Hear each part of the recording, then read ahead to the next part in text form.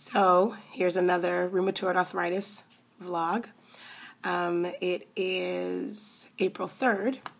It's Holy Week, and I am thankful. I want to give a shout out to my friend, my homie, Taj L, who gave me a great massage the other day.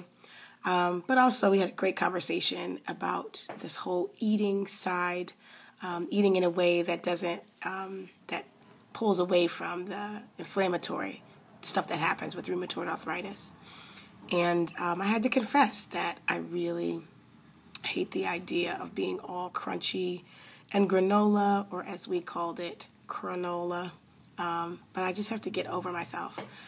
I found a crazy book called The Amazing Rheumatoid Arthritis Diet by, I think, Michael Massey. This book is crazy. I couldn't even sleep last night.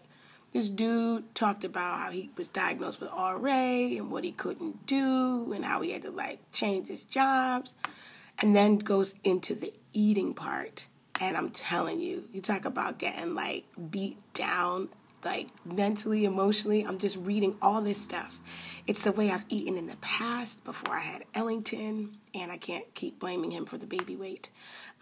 It's the way I had to eat when I took a 30-day fast around right before Thanksgiving. And it always makes me feel better. And so when I'm looking at this book and I'm looking at the list of the things that I should eat and I shouldn't eat, it just reminds me of what I knew from before. And I tell people all the time, I pretty much know what I'm supposed to do, but it takes a big jump for me to do what I should do. I want to give a shout out to my homegirl, Cassandra, pastor, who prayed with some of her congregants on her Tuesday night Bible study, and as she was praying, began to prophesy over people. And she just looked at me and she says, "You know the Lord is dealing with you, right?" I said, "I know." She says, "You know you have to change your eating, right?" I said, "I know."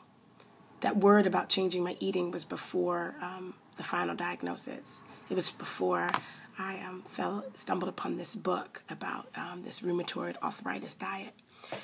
And so, sacrifice for salvation is probably the theme that is just turning over and over and over and over.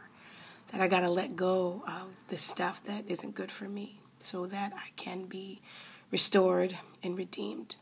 So I'm thankful for this day, for hands that work, for a body that feels very relaxed, and for one turn in this mindset on how to do better with this eating thing.